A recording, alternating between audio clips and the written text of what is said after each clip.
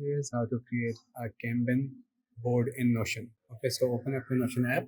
Now write down slash and write down data. Now click on board view.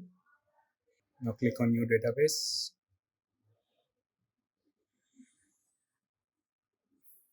Now write down anything that you like.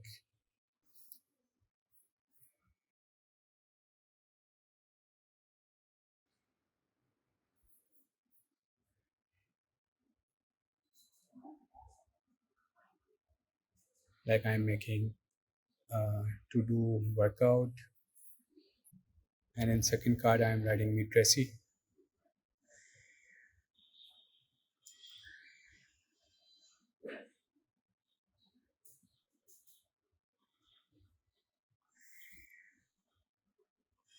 Now you can simply drag any cell from to do to inside progress or in complete cell,